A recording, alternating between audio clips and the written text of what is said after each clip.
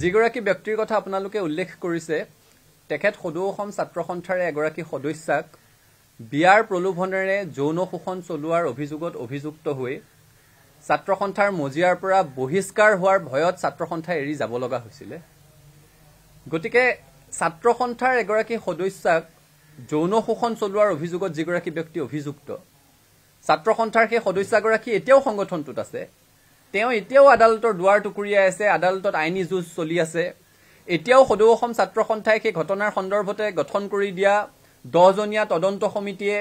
প্ৰথম প্ৰতিবেদন দাখিল কৰিছে, দ্বিতীয়খন প্ৰতিবেদন দিবলৈ এতিয়াও বাকী আছে, য'ত সেই ব্যক্তিগৰাকীৰ সন্দৰ্ভত কেতবোৰ গুৰুতৰ অভিযোগ উত্থাপন কৰা হৈছে। গতিকে ছাত্ৰ সন্থাৰ এগৰাকী সদস্যক বিয়াৰ প্ৰলোভনেৰে সৈতে যৌন শোষণ চলোৱাৰ অভিযোগত অভিযুক্ত এগৰাকী ব্যক্তিৰ সপক্ষে ছাত্ৰ সন্থাৰ স্থিতি থকাৰ কোনো প্ৰশ্নই আহিব নোৱাৰে আৰু সেইকাৰণে ছাত্ৰ সন্থাই তেখেতৰ সপক্ষে স্থিতি ল'ব বুলি আশা কৰাটোও অনুচিত। কাৰণ আমাৰ ঘৰৰ এগৰাকী ছোৱালী, সেই ছাত্ৰীগৰাকীৰ মাকে কৰা ফোনটো, সেই ছাত্ৰীগৰাকীৰ মাকে সময়ে সময়ে আমাৰ সৈতে পতা কথা বতৰাবিলাক আমাৰ মনত এতিয়াও বিন্ধি থাকে যে মোৰ ছোৱালীজনীক আচু কৰিবলৈ পঠিয়াইছিলোঁ, তাইৰ লগত কিয় এনেকুৱা হ'বলৈ পালে, তোমালোকে তাইক ন্যায় দিব নোৱাৰিলা। সেই ছাত্ৰীগৰাকী আজিও ছাত্ৰ সন্থা কৰি আছে। দেখিছোঁ বহুতে ছাত্ৰ সন্থাৰ এই সন্দৰ্ভত এটা স্থিতি আশা কৰিছিলে, কিন্তু নিজৰ ঘৰৰ এগৰাকী সদস্যাক যৌন শোষণৰ অভিযোগত অভিযুক্ত এগৰাকী ব্যক্তিৰ সপক্ষে ছাত্ৰ সন্থাই স্থিতি লোৱাৰ কোনো প্ৰশ্নই আহিব নোৱাৰে। এই সন্দৰ্ভত বহুজনে আমাক সমালোচনা কৰাও পৰিলক্ষিত হৈছে, সামাজিক মাধ্যমত বিভিন্ন ধৰণৰ কথা বতৰা আলোচনা হৈছে। সকলোৱে নিজে এবাৰ সেই কথাটো উপলব্ধি কৰিলেই হ'ল, নিজৰ ঘৰৰ এগৰাকী যুৱতী, নিজৰ পৰিয়ালৰ এগৰাকী সদস্যা, আৰু কেৱল প্ৰেমৰ সম্পৰ্ক নহয়, বিয়াৰ প্ৰলোভনেৰে সৈতে যৌন শোষণৰ অভিযোগত অভিযুক্ত। তেনে প্ৰেক্ষাপটত সদৌ অসম ছাত্ৰ সন্থাই সেইগৰাকী অভিযুক্ত ব্যক্তিৰ প্ৰতি কোনো ধৰণৰ অনুকম্পা দেখুওৱা, কোনো ধৰণৰ স্থিতি প্ৰকাশ কৰাৰ কোনো প্ৰশ্নই থাকিব নোৱাৰে আৰু ছাত্ৰ সন্থাৰ পৰা সেইটো আশা নকৰিবলৈহে সকলোকে অনুৰোধ জনাইছোঁ। আপোনালোকে হেণ্ডকাফ দেখিছে, আমাৰ চিপজৰীডাললৈ মনত পৰিছে। সেই ছাত্ৰীগৰাকী যিদিনাখন হস্পিটেলত ভৰ্তি হৈছিলে, এগৰাকী ছাত্ৰ সন্থাৰ সদস্যা যেতিয়া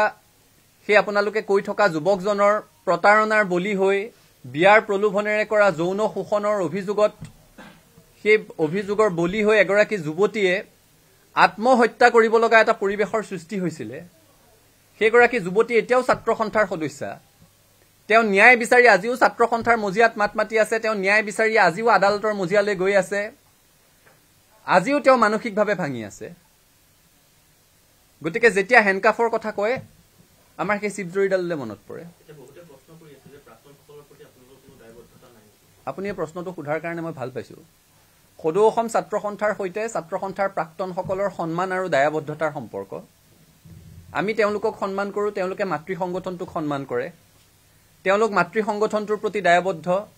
আমিও অৰাজনৈতিকভাৱে মৰ্যাদা সহকাৰে জীৱন নিৰ্বাহ কৰি থকা প্ৰতিগৰাকী ছাত্ৰ সন্থাৰ প্ৰাক্তনৰ প্ৰতি আমাৰ সন্মান আছে, আমি তেওঁলোকৰ প্ৰতি দায়বদ্ধ। কিন্তু ছাত্ৰ সন্থাৰ মজিয়াত অতীজৰে পৰা এটা পৰম্পৰা চলি আছে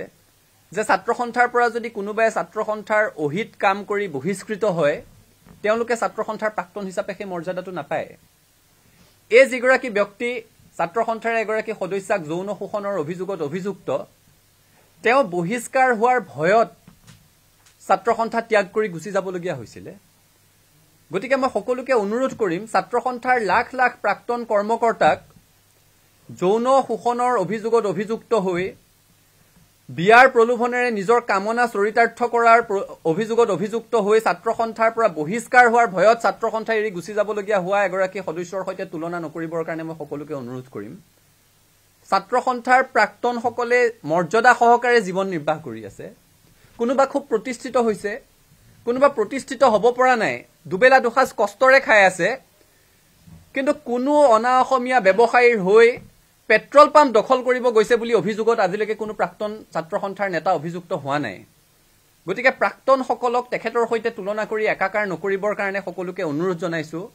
ছাত্ৰ সন্থাৰ পৰা মৰ্যাদা সহকাৰে বিদায় লোৱা আৰু সমাজত মৰ্যাদা সহকাৰে জীৱন ধাৰণ কৰি থকা ছাত্ৰ সন্থাৰ প্ৰতিগৰাকী প্ৰাক্তন কৰ্মকৰ্তাৰ প্ৰতি ছাত্ৰ সন্থাৰ সন্মান আছে, সমীহ আছে, ভালপোৱা আছে, দায়বদ্ধতা আছে।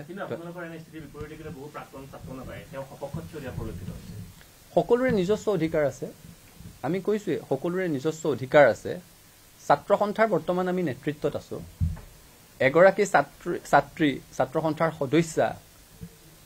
সেই ব্যক্তিগৰাকীৰ বিয়াৰ প্ৰলোভনেৰে যৌন শোষণৰ অভিযোগ তুলিছে সেই অভিযোগৰ ভিত্তিত সেইগৰাকী ব্যক্তিয়ে ছাত্ৰ সন্থাৰ পৰা এক প্ৰকাৰ পলাই যাব লগা পৰিৱেশৰ সৃষ্টি হৈছিলে বহিষ্কাৰ হোৱাৰ ভয়ত তেনে প্ৰেক্ষাপটত ছাত্ৰ সন্থাই তেখেতৰ হৈ স্থিতি লোৱাটো অনুচিত আৰু ছাত্ৰ সন্থাৰ পৰা সেইটো আশা নকৰিবলৈ সকলোকে অনুৰোধ জনাইছো বাকি আন কাৰ কি স্থিতি আছে এখন গণতান্ত্ৰিক দেশত সকলোৰে স্থিতি লোৱাৰ অধিকাৰ আছে সেই ছাত্ৰ সন্থাৰ সদস্যজন 10 মেলৈকে ছাত্ৰ সন্থাৰ পৰা তেখেতে ভাৰ আঁতৰাই বেলেগ এগৰাকীক ভাৰপ্ৰাপ্ত হিচাপে দুলীয়াজান আঞ্চলিক ছাত্ৰ সন্থাৰ সভাপতি হিচাপে কাৰ্যনিৰ্বাহ কৰিবলৈ দি থৈছিলে 10 মেৰ পিছত পৰৱৰ্তী পৰ্যায়ত আলাপ আলোচনাৰ মাজেৰে তেখেতক কাৰ্যভাৰ তেওঁ গ্ৰহণ কৰিব নে নকৰিব সেই সিদ্ধান্তটো লোৱাৰ কথা আছিলে 10 মেৰ পিছত সেই ধৰণৰ কোনো সভা হোৱা নাই এতিয়া আন এগৰাকী ব্যক্তিয়ে ভাৰপ্ৰাপ্ত সভাপতি হিচাপে দুলীয়াজান আঞ্চলিক ছাত্ৰ সন্থা পৰিচালনা কৰি আছে তেখেতে ছাত্ৰ সন্থাৰ দায়িত্ব লৈ আৰু ঘূৰি অহাৰ সম্ভাৱনা কমেই আছে আৰু তেখেতক বৰঞ্চ কাৰণ দৰ্শোৱাৰ জাননী দিবলৈ ডিব্ৰুগড় জিলা ছাত্ৰ সন্থাক লগে লগে কোৱা হৈছিল ডিব্ৰুগড় জিলা ছাত্ৰ সন্থাই আমাক জনাইছে যে তেখেতক কাৰণ দৰ্শোৱাৰ জাননী দিবৰ কাৰণে তেখেতক এতিয়ালৈকে বিচাৰি পোৱা নাই গতিকে তেখেতক কাৰণ দৰ্শোৱাৰ জাননী দিয়া হ'ব ছাত্ৰ সন্থাৰ মজিয়াত এই ধৰণৰ কথা কোনো কাৰণত সহ্য কৰা নহ'ব এটা কথা স্পষ্ট খিলঞ্জীয়া মানুহৰ অধিকাৰ সুৰক্ষিত হ'বই লাগিব এতিয়া দেখিছো এটা বিষয়ক লৈ সকলোৰে গা জ্বলিছে জ্বলাটো উচিত যে অসমীয়া জাতিক ফ্ৰী মে খানেৱালা হে বুলি কৈছে নেকি কাৰণ বিহাৰী সম্প্ৰদায়ৰ এগৰাকী ব্যক্তি যাৰ বিহাৰত বংশোদ্ভৱ যিখন বিহাৰ স্বাধীনতাৰ 8টা দশক প্ৰায় সম্পূৰ্ণ হোৱাৰ সময়তো দেশৰ আটাইতকৈ অৰ্থনৈতিকভাৱে পিছপৰা ৰাজ্য যিখন বিহাৰৰ প্ৰথম আৰু প্ৰধান সমস্যাটোৱে হৈছে পলায়ন তেওঁলোকে তাত কাম কাজ নাই কাৰণে বেলেগ ৰাজ্যলৈ পলায়ন কৰে শ্ৰম কৰিবলৈ যায় গতিকে তেনেকুৱা এখন ৰাজ্যৰ বংশোদ্ভৱ এগৰাকী ব্যক্তিয়ে অসমৰ মানুহে ফ্ৰী মে খানেৱালা হে বুলি কোৱা কথাটো কোনো কাৰণত গ্ৰহণযোগ্য নহয় আৰু যদি জাতিটোৰ প্ৰতি তেনে বিৰূপ মন্তব্য কৰিছে তেতিয়াহলে আৰক্ষীয়ে ব্যৱস্থা গ্ৰহণ কৰিব লাগে আৰক্ষীয়ে তেওঁক খুদপুছ কৰিবলৈ লৈ গৈছিল আটক কৰিছিল এৰি দিছে এতিয়া আৰক্ষীয়ে স্থিতি স্পষ্ট কৰা উচিত আসলতে সেই যুৱতীগৰাকীয়ে কি ক'লে তাত অসমীয়া জাতিক লৈ যদি এই অপমান কৰিছে কোনো জাতীয় সংগঠনক লৈ যদি এই অপমান কৰিছে তেতিয়াহলে তাৰ বিহিত ব্যৱস্থা গ্ৰহণ কৰিব লাগিব কিন্তু যদি তেওঁলোকৰ পেট্ৰল পাম্পটো দখল কৰিব যোৱা বুলি যিটো অভিযোগ উত্থাপন কৰিছে